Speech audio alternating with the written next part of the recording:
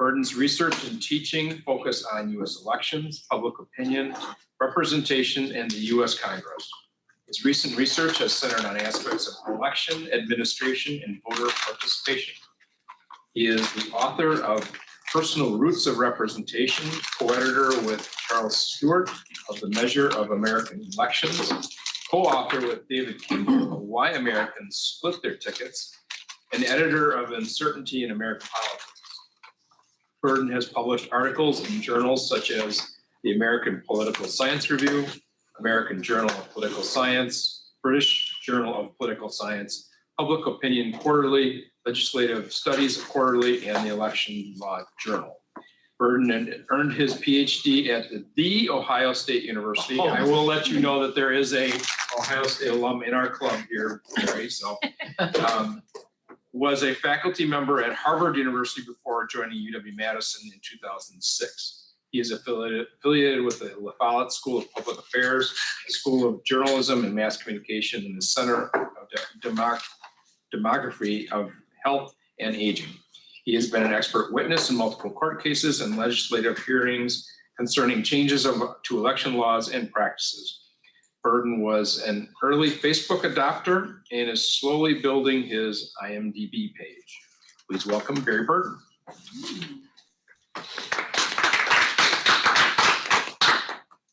Thank you so much, Dan. I appreciate the applause and not hearing any boos when Ohio State was mentioned.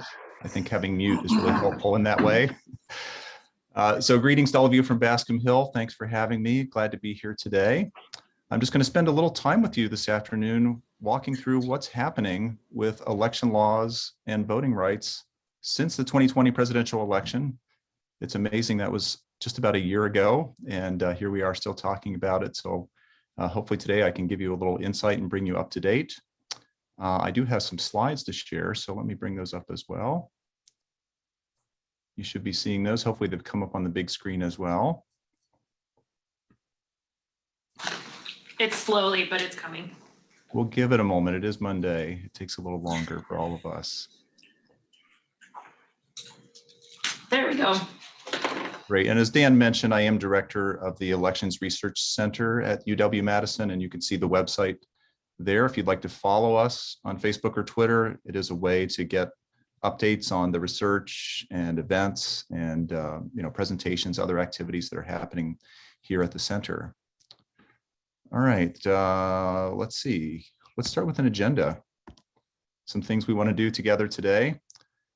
First, I don't have any happy dollars, but I'm going to offer some good news about the 2020 election to get us started. News that I think has been overlooked. Then I'll say a few words about what's happening at the federal level with laws being introduced in Congress, particularly this week. We'll turn our attention to the states to look at what's happening with bill introductions there since the election. Have a peek at lawsuits. There's plenty of litigation going on around the country, more than you would normally find after a presidential election. We'll spend a few minutes looking at what's going on in Wisconsin. There are several things still happening here related to the 2020 election. A few words about redistricting. We're in the midst of that process, both in Wisconsin and every other state around the country. So we'll have a look there, and then I'll try to leave a few minutes for a Q&A at the end of all of that. So we're going to be packing in a lot in today's presentation. Let's start with some good news. This is news that I think doesn't get told often enough. The 2020 presidential election was a tremendous success on a bunch of dimensions. First of all, it saw the highest level of voter participation in 100 years. And I'll tell you, elections 100 years ago were pretty different things. Women didn't have the right to vote 100 years ago, and US senators weren't directly elected. It was a pretty different environment. So it's really saying something to say we've set a new record for the past century. One of the concerns that many of us had going into the election was that the large number of people voting by mail or by absentee for the first time would see many of their ballots rejected because of slow mail delivery or errors that voters made or something else. But actually the rejection rates for absentee ballots were historically low. So that too was a surprising bit of good news, especially coming out of some of the problems with absentee voting back in the primaries in the spring, just as COVID was hitting. The election was validated in a bunch of ways. Many states did recounts or audits. Every state does an audit, but some did additional recounts and audits. Here in Wisconsin, we recounted all of the ballots in Milwaukee and Dane County, the two biggest counties. In places like Georgia, they actually recounted the ballots 3 different times for different reasons. And all of those efforts have really validated the essential result on election night. Nothing has been changed as a result of those. And courts saw through a number of, I think, baseless or wrong-headed lawsuits that were filed, especially right after the election in mid to late November. I think there were 7 or 8 of those suits in Wisconsin. There were many of them concentrated in swing states elsewhere. And those really went nowhere. Those have all been put to the side. And election officials were real heroes and poll workers. Some of you may have been poll workers as well. This couldn't be done without good people doing good things in good places. And some of them had tremendous pressure. In places like Michigan and Georgia, election officials really resisted pressure from party leaders and other groups and did their job and followed the law and carried out the election. And we ought to thank them every day. So here's good news that I think we just want to keep in mind as we are now going to dig into some more complicated aspects of what's happened since then. It was a really great success. And this is in the midst of a really difficult environment, a global health pandemic, difficulty facing county and local budgets that have to put on these elections, aspersions on election officials, even threats and harassment of election officials. Despite all of that, really tremendous success. So kudos to everyone involved.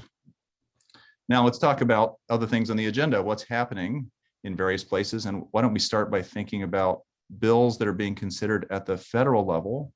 There are really 2 to focus on. One is what had been called the For the People Act has now been renamed the Freedom to Vote Act. And the other is the John Lewis Voting Rights Advancement Act, which is a bunch of amendments to the Voting Rights Act, which was passed back in the 1960s. So the For the People Act, you may have heard of, it was numbered HR1 or S1 in the Congress because it was viewed by the Democrats as their very top priority. So it got that first bill number. Democrats were pushing hard for it, but they have not had the support in their caucus, especially in the Senate, to move the bill. And so a compromise has been worked out, really orbiting around Senator Joe Manchin, who's a moderate from West Virginia. He's been in the news a lot lately. And the result is this new version of the bill, the Freedom to Vote Act, which has a lot of the pieces that were in the earlier bill. The majority leader in the Senate, Chuck Schumer, says he's going to put the bill on the floor this week. So there's likely to be a vote on Wednesday. What is in the bill? Lots of things. It's really quite a laundry list.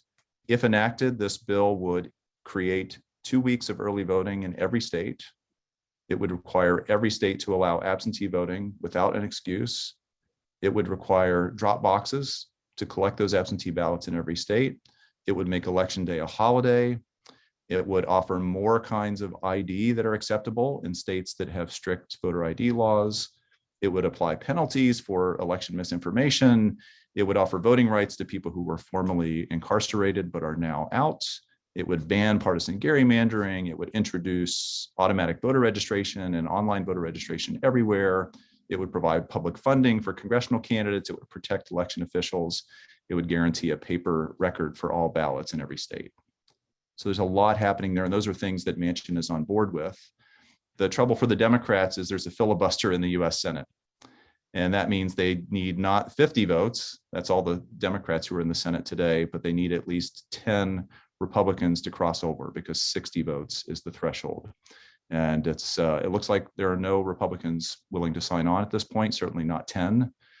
So the bill is likely to be filibustered Wednesday, and Democrats will have to decide whether they want to alter the filibuster rules in some way to make that possible.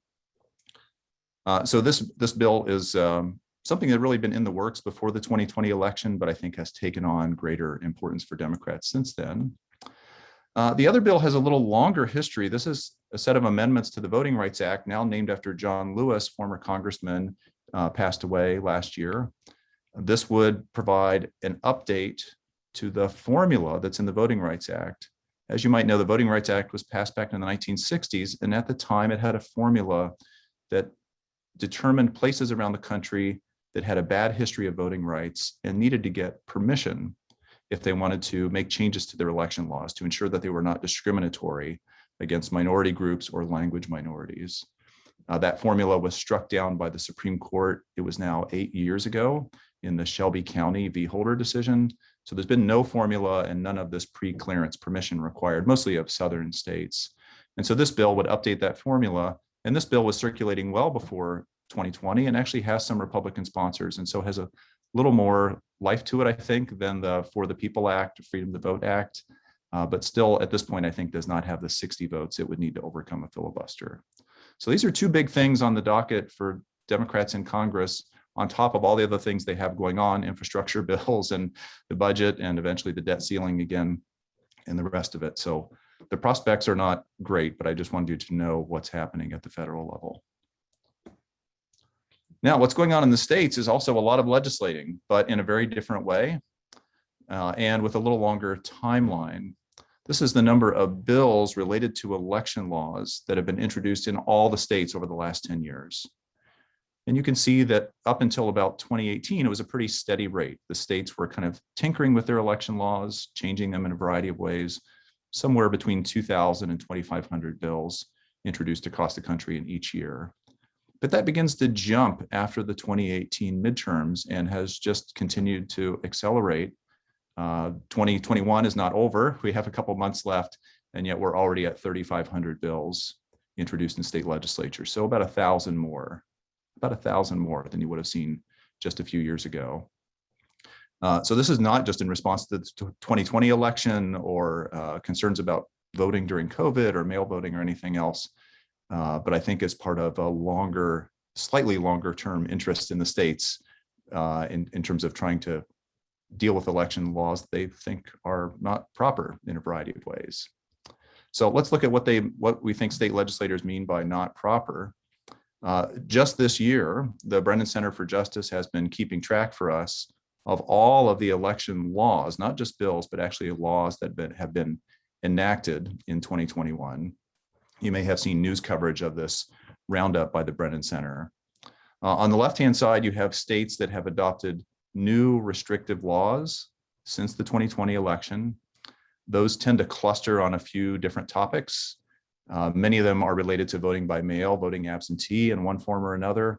You can see that states have enacted laws to shorten the time frame for requesting a ballot or returning a ballot, making it harder to keep your name on an absentee voting list for states that have a kind of permanent ongoing list, limiting drop boxes for returning those, requiring stricter voter ID requirements, especially for voting by mail, and some other things dealing with voters with disabilities, with voter registration, one state doing away with election day registration. So the restrictive laws really seem to be focused on things that came up during 2020, which is essentially aspects of voting by mail in one form or another, even limiting the ability of election officials to assist voters with the absentee ballot. Now, the good news or the balance to that is on the other side, there are a lot of states adopting more expansive rules. And these actually outnumber the number of states and the number of laws that are restrictive by about 2 to 1. You can see that the list of states on the right-hand side is longer and just the number of bills is greater. In a few cases, it's actually the same states that are enacting more restrictions and offering more expansion at the same time. But typically it's different places. The expansive states are mostly building on things that they did for the first time in 2020 as a result of the pandemic and wanting to codify those or expand those. So a number of states have decided to keep their more lenient absentee voting rules. They like drop boxes, they like extended deadlines for people being able to return ballots. In some states, they will even be mailing out absentee ballots automatically registering people. There's some other provisions as well, but again, the focus is mostly on absentee voting, a little bit on voter registration, and largely trying to boost those activities. Now, the difference between the list on the left and the list on the right is the list on the left, if you look closely, is focused on swing states that were real battlegrounds in 2020.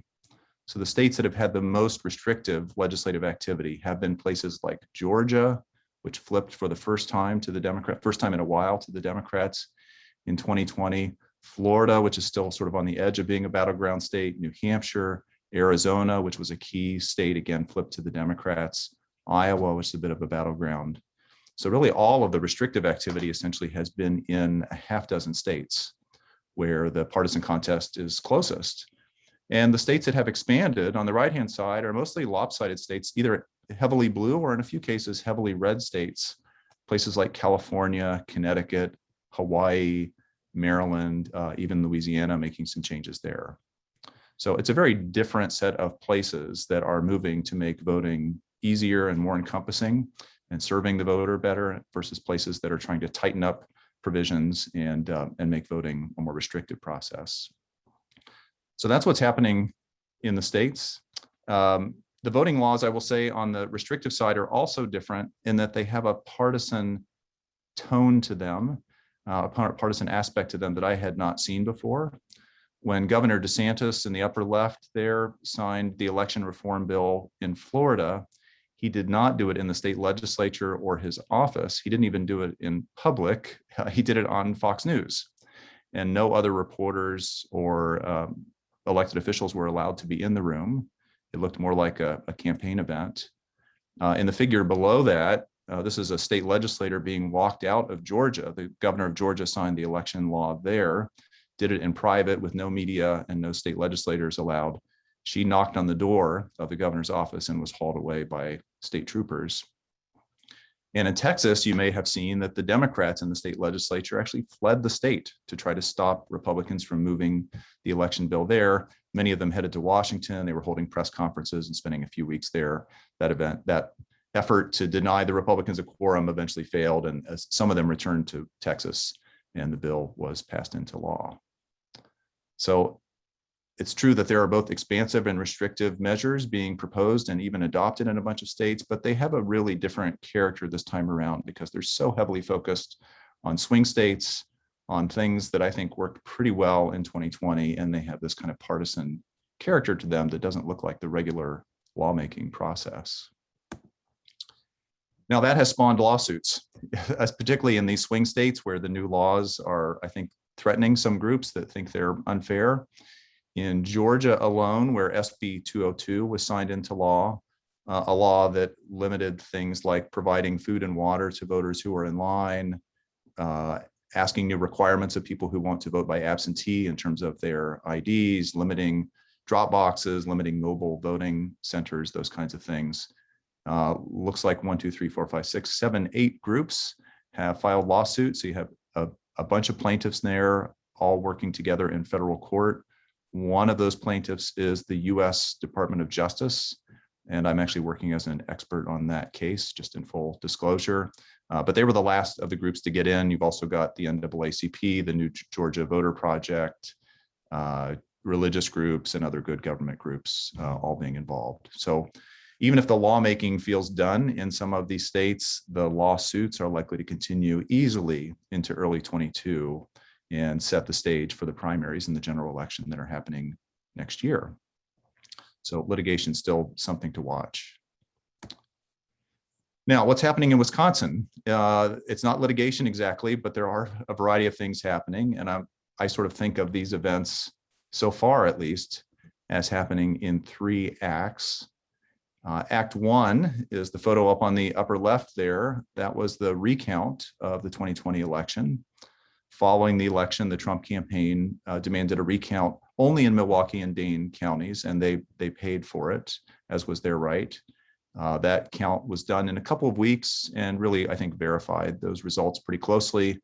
As recounts usually do, they turn up some additional votes that didn't get counted properly the first time.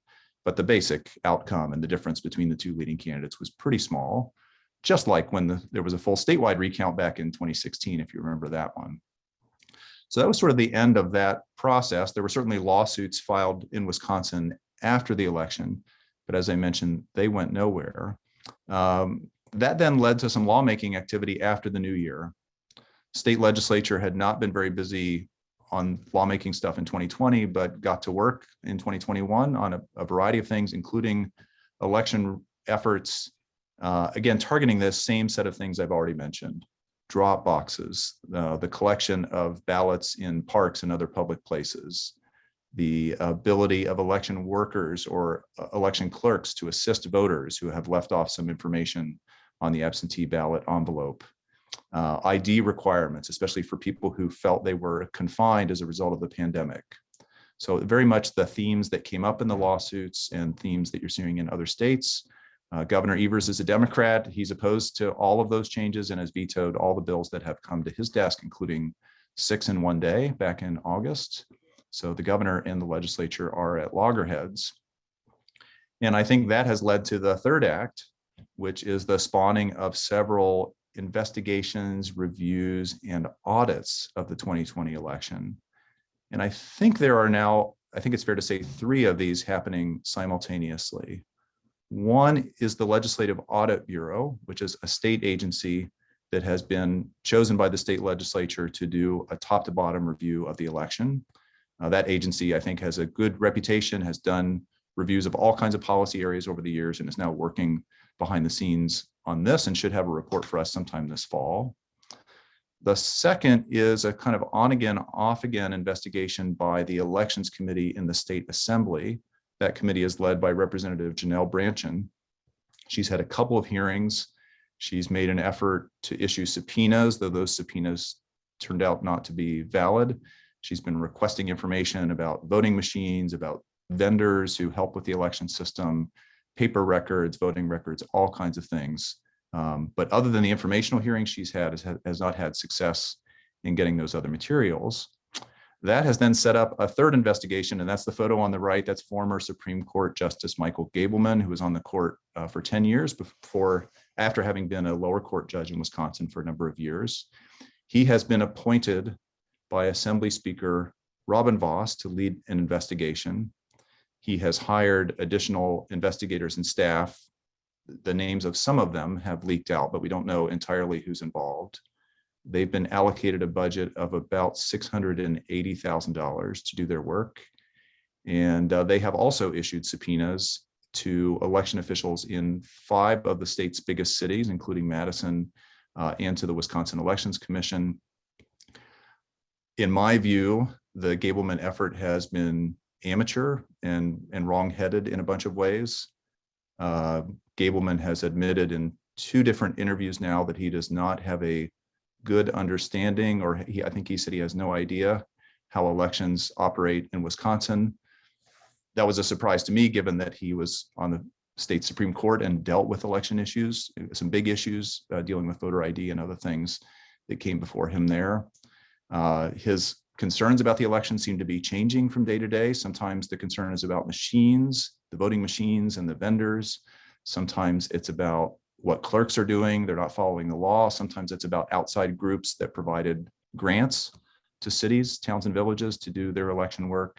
So the fact that the goalposts have been sliding around is a concern for me. I think the subpoenas that were issued last week have now basically been walked back, and he said he won't be demanding interviews with officials, won't be requiring things of them. It's been messy, we'll just say that. We don't have a timeline for the end of their work. I think they were hoping to produce something this fall, but haven't had a lot of progress yet. So that is the third of the 3 sets of reviews that are underway, and we'll get some results before much longer. One of the things that's inspired these efforts, these reviews in Wisconsin, was what was happening in Arizona this summer. As you may have seen in the news, Arizona was a very close state in 2020, narrowly went for the Democrats, both at the presidential level and in a Senate race there. Those were both narrow. The state Senate in Arizona decided to move ahead with a review or audit of the state. They hired a firm called Cyber Ninjas, which had a background in kind of tech forensics and IT work, had no background in elections. They were given a very small state payment of $150,000, but they went on to raise about $6 million in private dark money to fund the operation. And they rented out the Fairgrounds Coliseum in Phoenix, here it is, to review all 2 million ballots by hand that were cast in Maricopa County, which is the biggest county in Arizona by far. That took them hundreds of people and several months to conduct. They were well behind schedule. They were also photographing ballots you might see there on the lower left with microscopes and cameras, and doing a kind of forensic review of the paper that the ballots were printed on, also doing some other things with data and voting machines and other things. They issued what was supposed to be their final report a couple of weeks ago, but they continue to work in Arizona.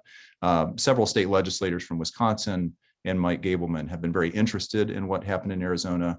Several state legislators, including Representative Brennan, traveled to Phoenix to watch this operation.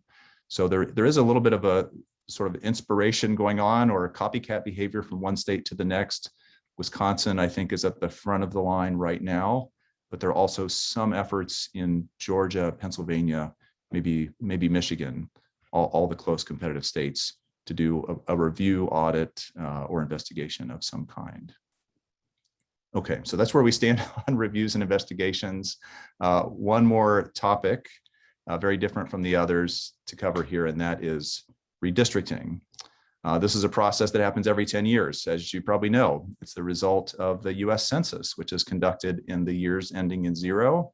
That means that data from the census gets handed to the states in the year starting in 1, and the states have a few months to produce new districts for Congress and for state legislature and lower level offices, including county and city elected officials. The process in Wisconsin 10 years ago was pretty different from the process we're going to see this time around in a few ways. One is that 10 years ago, Republicans were in full control of the process. It's the governor and the state legislature that adopt the districts. And for the first time in about 50 years, we had unified government. Republican Scott Walker was governor, Republicans were in charge of the legislature.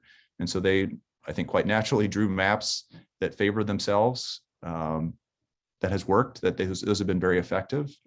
That resulted in a court case about the assembly districts, the 99 assembly districts you see on the left side of the screen.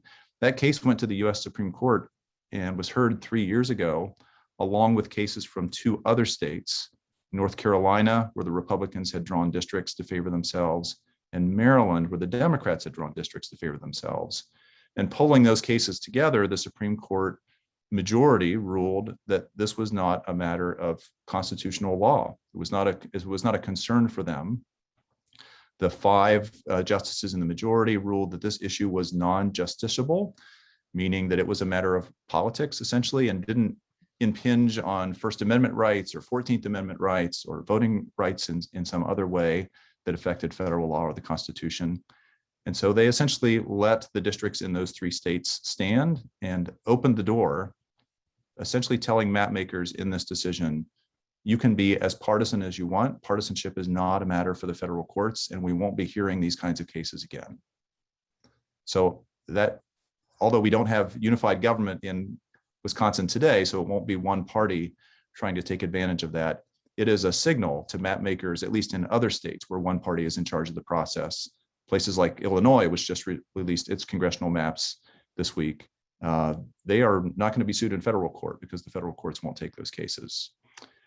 So that is a major change this time around. Also in Wisconsin, a change is having divided government means that the governor and the state legislature are not likely to agree on any of these maps. Everyone, I think, sees this headed to court. The question is, which court is going to decide the maps in Wisconsin? The Republicans are hoping that it will be the state Supreme Court. They have filed motions there to try to steer the case there. Their argument has been that this is a state matter. The Constitution tells states they should draw their districts. Federal courts should stay out of it if there's not a constitutional issue. And so they're hoping the state Supreme Court will take it up, which I think the court seems inclined to do. They also see that the majority on the state Supreme Court is conservative and is likely to favor their arguments. Democrats on the other side are hoping to steer the case to federal court. They've already got a 3-judge panel there. They've argued that the federal court is a better place for these things to be settled because there are certainly federal issues, constitutional issues, First Amendment and 14th Amendment in particular. Voting rights comes from the Federal Voting Rights Act, and they would prefer to have a full trial in federal court with witnesses, experts who can bring in evidence, and to have it decided by judges who are not elected. In the state Supreme Court, the justices are elected, of course, and they would not have a trial in the same way with evidence. It's just not how the Supreme Court operates. So each side has its preferred venue where they think they're likely to get a better outcome. I think this is all likely to be wrapped up sometime after the new year. The federal court has said the districts need to be in place by March 1st so that candidates know what districts they live in, and where to file if they wish to run in the primary, which will happen at the end of the summer. Now, one last thing about redistricting, you can see a figure on the right, which comes from the website 538, shows you who is in control of the redistricting process in each of the states. The red circles are states where Republicans have full control of the process. Blue states are places where the Democrats are in control. There aren't as many of those. And the gray states are either cases of divided government where party power is shared, as in Wisconsin and Minnesota, or states that have a nonpartisan or bipartisan commission that is doing the work of redistricting instead of the state legislature. That's the case in places like California and Arizona, but also several new states that adopted these commissions in the last midterm elections. Michigan is using a commission for the first time. I think Utah has a commission of some kind, even though it's marked red there. So there are other models to letting partisans and litigators decide what our districts look like. And these nonpartisan commissions are a form of that. I'm biased because I was fortunate to serve this year on the Dane County Nonpartisan Redistricting Commission, which helped draw did draw the maps that are going to be adopted for the Board of Supervisors for their next elections in 2022. Okay, that is my agenda. It's a lot packed into a short talk, I realize, but I want to leave us some time for questions. I assume there are going to be quite a few. So thank you again for having me, and I'm happy to hear your comments and questions. Thanks, Barry. Anyone online or in person that wants to ask a question? I've got a question. Do you find that the interest amongst college students now is greater or lesser in political science because of turmoil over the last several elections or last 20 years or so? Well, interest is definitely up in our political science courses on campus. I can tell you all the seats are full and there are waiting lists, so that's a good thing. I'm going to stay in business for a while. I think there are different factors. You mentioned, sort of recent experience versus the past 20 years or so, and I think those have had a different effect. We actually saw 10 or 15 years ago, enrollments in political science were dropping at both UW and campuses around the country. And we didn't quite know why that was. Some of it just seemed to be the draw of other majors, like economics became more appealing, I think, especially after the financial crash. There were a lot of students interested in what was happening there. But maybe polarization and partisan politics was actually driving some students away during that time. But one good aspect of the Trump era over the last 5 years has been that it has mobilized students, Republicans and Democrats, to get involved in politics again. It's mobilized the country. I mentioned the 2020 election had the highest turnout in a century. The 2018 midterms, which happened just 2 years before that, had the highest turnout in a midterm election in a century. And just look at the number of candidates running for the Senate race we're going to have here in Wisconsin next year. I think there are 11 or 12 Democrats who have already gotten into the race.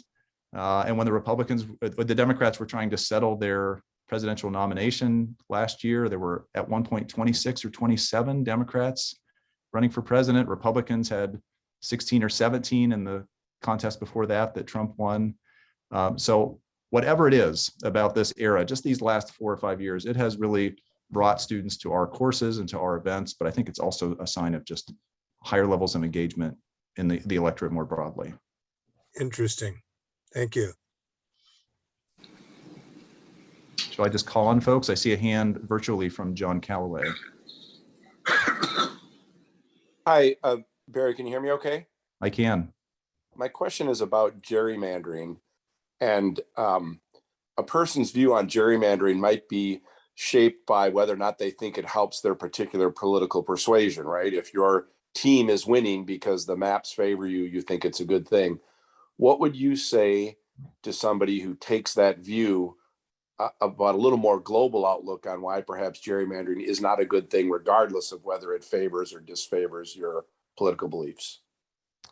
Yeah, it's a good question, John. And just to be transparent, both parties do this. When they give an opportunity to draw districts to favor themselves, they take advantage. I mentioned the Democrats in Illinois who drew some strange looking districts this week to try to eke out as many seats as they could there.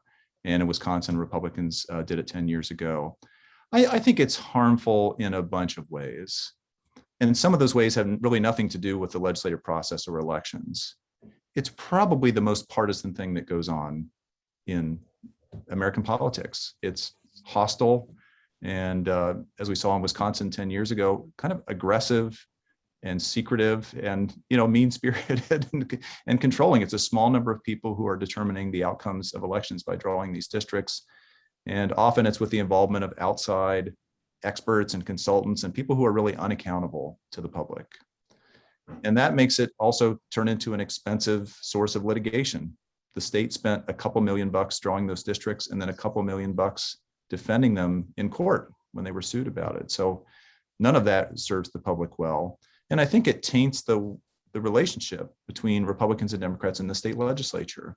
If one of the first things they do in the year right after the census is to go into battle about these districts, it's unlikely they can come through that and then have good relationships when it comes to drafting the budget or making education policy or dealing with public health or almost anything else. So I think it's that kind of tainting of the well, I think, is problematic. The other thing it does, and maybe partisans aren't open to this idea, is that it makes the state legislature and Congress to some degree unresponsive to the public. What we hope elections do is allow the public to control their government, to elect the kinds of people they would prefer to see in office and to direct where it's headed. And so if they are happy with what's happening in government, to be able to reelect those people, maybe more of one party, to see them do more. And if they're unhappy with the way things are going, to vote those folks out and put someone else in. But what it has done in Wisconsin and other states is really make the state legislature impervious to changes in voters' preferences. So take Wisconsin over the last 10 years. It's a purple state, as you know, it swings back and forth. We've had some good years for the Democrats and some good years for the Republicans.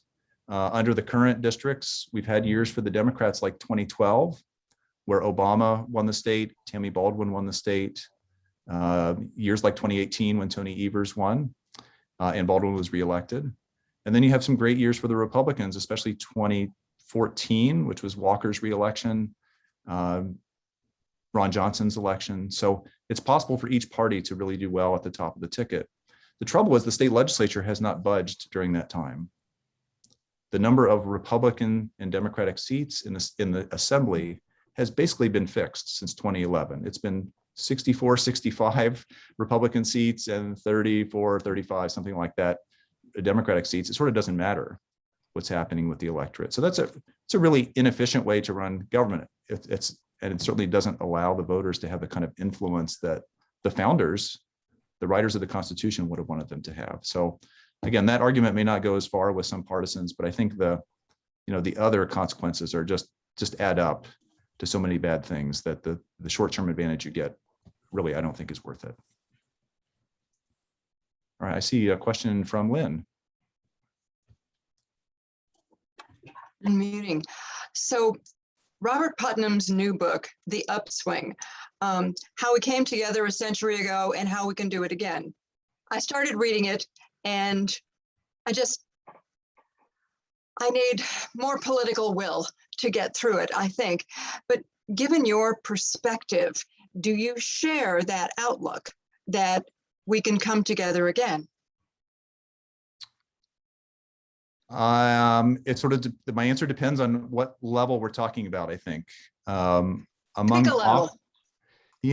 office holders, people who are in elected positions, I don't see things reversing anytime soon. And I don't see an immediate cure that we could adopt that might help remedy things. I can see small reforms that might be useful.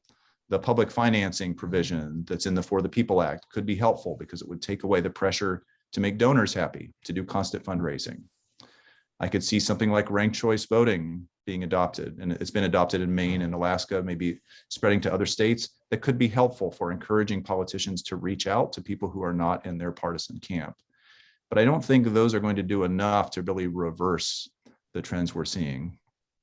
I think at the level of the electorate, of the voters, it's possible for people to come together, and there are policies that broad majorities of the electorate care about.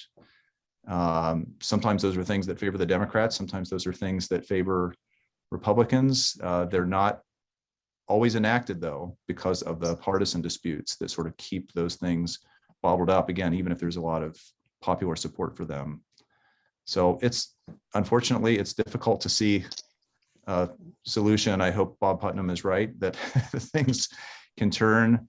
I think, he's a sort of a fan of the progressive era from 100 years ago, when, as I mentioned before, we got reforms like women's suffrage, the income tax was created at the federal level, the direct primary, the secret ballot, the civil service system. So many of the things we think are really essential parts of the system today didn't exist until 100 years ago, when those progressive ideas were adopted. I think there's some appetite for those, and maybe the redistricting commissions that have been passed in some states are a small version of that, kind of creating a good government option with the public doing it directly. Those commissions were adopted in California, Arizona, and Michigan by voters who put them on the ballot. We don't have that option in Wisconsin, so that's not going to be the path to big reform here. But in some other states, that could be a place where there's some public consensus and maybe overriding state legislators who are resistant. Up next, I think, is Lori. Hello, thanks for taking my question. I apologize, I was picking up my godson from one city school, so if I missed something on this topic, I'd appreciate if you could just highlight it for me again. The issue, 2 questions. I was wondering what, eligible number of voters actually vote total in regards to what we believe the census is. And if you think that that might change if in some way we continue to do the, I guess, accessible via mail-in ballot. And then the second question, could you highlight for me the changes over the last, I don't know, century, I guess, in relation to access for African Americans to voting, who's been able to show up? Well, I can offer you a more concise answer to the first one than the second one. Turnout in a presidential election has varied, but often between 60 and 65% nationwide, sometimes a little lower. 2020 set a new record. Wisconsin tends to be at the very top of the list. Turnout in Wisconsin is often in the mid to low 70s, so typically second or third nationally. But turnout in other elections is much lower. In a midterm election, we will often drop from being in the 60s to being in the 40s. In a special election or local election, it's not unusual, or a primary, for turnout to fall to 20%, 10%, sometimes lower. And that's true even in, say, Supreme Court races or school board races in Wisconsin. Mail-based voting, actually, there are some studies of its effects on turnout, and in presidential elections, the effect is tiny. It's really tiny. There are so many other things that are motivating and pushing and helping voters to participate that getting a ballot in the mail is not a big boost for most. And once turnout is at the 70% level, the additional 30% are a really hard group to reach. They tend to be lower income, younger, more mobile, less connected, less trusting, less engaged of the political system. So mail voting doesn't have much effect there. But in lower level elections, I think the research is showing that it can have a big effect. In midterm elections, special elections, those other kinds of lower level races I talked about, a voter who receives a ballot in the mail, I think is reminded, first of all, there's an election happening, has had one big step in the voting process taken care of for them, and maybe views that as a sign that the system cares about them. You know, elected officials chose to send them a ballot. So there's pretty good evidence that it matters there. The other reform that I think goes along with that is helpful is automatic voter registration. For many people, the hurdle is not the voting step, it's the registration step. And especially if there's an early deadline. In some states like Texas, you have to register a month before Election Day. And if you don't do that, but get interested in the final weeks of October, it's too late. You're not going to vote. So having lots of early voting centers, which Texas has, doesn't do much to increase turnout because it doesn't solve the registration step. So having something like automatic registration and then mailing ballots or offering these other opportunities, I think that combination in places like Oregon has proven to be really effective. I'm going to punt a little bit on your question about what's been done for African-American voters because it's a long story. I'd be happy to talk about elsewhere. I think the most important thing in the last 100 years has been the Voting Rights Act, which I mentioned earlier, been passed in the 1960s. There's now a bill that would update the formula there to bring in places that would need to get permission to change their laws if it looks like they may discriminate or harm African-Americans or other minority voters. So that really, although it's a half century old, remains the most important piece when it comes to really, providing voting rights for African-Americans. All right, I've been calling people online. Yeah, I think we're out of time for today. So I know that this would, probably generate a lot. We could generate a lot more questions and talk your ear off for the next hour, but I want to be respectful of your time being with us today. Thank you, Professor Roden, and also for the rest of those here in person and online. So thank you again for presenting. We make a donation on your behalf as well as on behalf of all of our speakers to the Rotary International Polio Plus Fund for the eradication of polio. And thank you again for being with us today. Dan, who do we have up next? Next week, Jim Gilmore, a development program manager at American Family Children's Hospital, will give us the inside from construction to the present for the American Family Children's Hospital. Awesome. Thank you. So join us next week and online or in person. Hope to see you guys then. Have a great week.